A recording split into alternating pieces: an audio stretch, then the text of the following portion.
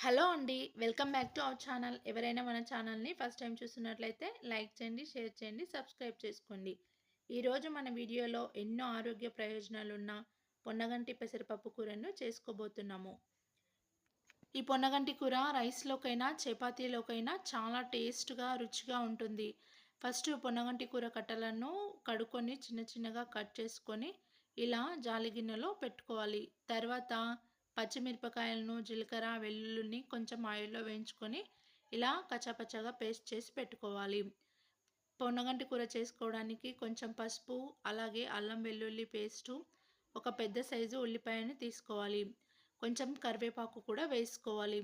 తర్వాత పెసరపప్పును ఒక 10 నిమిషాల ముందు నానబెట్టి పెట్టుకోవాలి.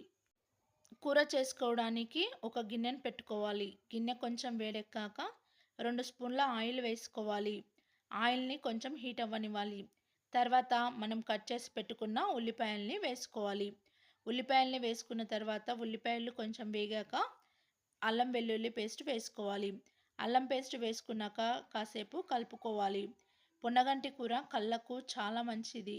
ఈ ఆకుకూరని వారానికి ఒక్కసారైనా చేసుకొని తినాలి. పొన్నగంటి కూర ఎంతో ఆరోగ్య ప్రయోజనాలు ఉన్నది కాబట్టి మనకి హెల్త్ కూడా చాలా బాగుంటుంది. తర్వాత కొంచెం అల్లం వెల్లుల్లి పేస్ట్ వేగాక మనం నానబెట్టుకున్న పెసరపప్పును నీళ్ళన్నీ వంపేసి ఇలా ఆయిల్లో వేసుకోవాలి. పెసరపప్పు వేసుకున్న తర్వాత కాసేపు వేయించుకోవాలి. తర్వాత హాఫ్ స్పూన్ పసుపు వేసుకోవాలి. పసుపు వేసుకున్న తర్వాత మొత్తం అంతా ఒకసారి కలుపుకోవాలి. ఈ పొన్నగంటి కూరలో కొలెస్ట్రాల్ తక్కువగా ఉంటుంది. తరచూ తీసుకోవడం వల్ల శరీరంలో రోగనిరోధక శక్తి కూడా పెరుగుతుంది. పొన్నగంటి ఆకులో లభించే నూనె పదార్థాలు అధిక రక్తపోటును కూడా తగ్గిస్తాయి. తర్వాత మనం వేయించి పెట్టుకొని గ్రైండ్ చేసుకున్న పేస్టుని, పచ్చిమిర్చి పేస్టును వేసుకోవాలి. పచ్చిమిర్చి పేస్ట్ వేసుకున్న తర్వాత ఒకసారి బాగా కలుపుకోవాలి.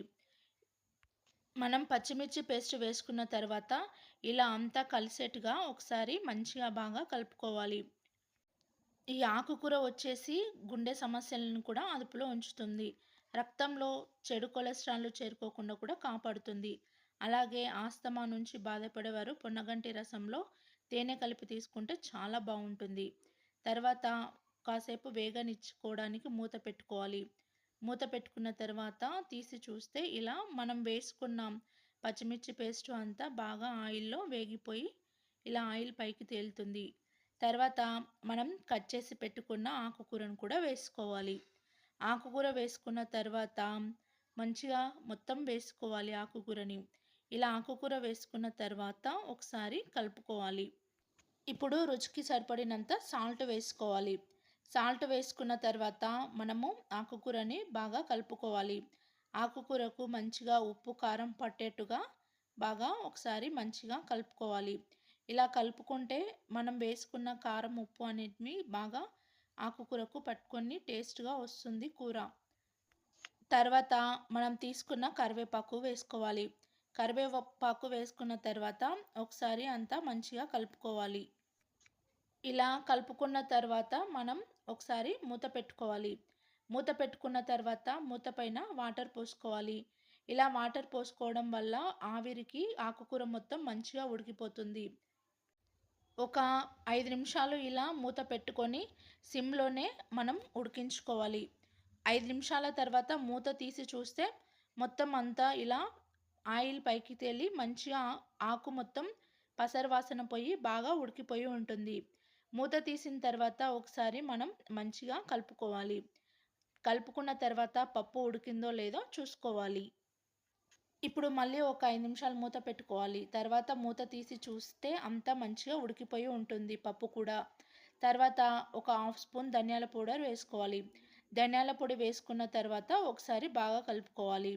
ఇప్పుడు ఉప్పు సరిపోయిందో లేదో ఒకసారి చూసుకోవాలి. అంతే అండి. కొంచెం కొత్తిమీర వేసేసుకొని దించేసుకోవాలి. ఎంతో రుచికరమైన టేస్టీ అయిన పొన్నగంటి పెసరపప్పు కూర రెడీ అయిపోయింది. ఈ కూర చాలా బాగుంది. నేను టేస్ట్ చేశాను. చపాతీలోకి చాలా బాగుంది. అలాగే రైస్‌లోకి కూడా చాలా బాగుంటుంది. ఈ రెసిపీ గనుక మీకు నచ్చినట్లయితే మీరు కూడా ట్రై చేయండి. ట్రై చేసి కామెంట్ చేయండి ఎలా ఉందో.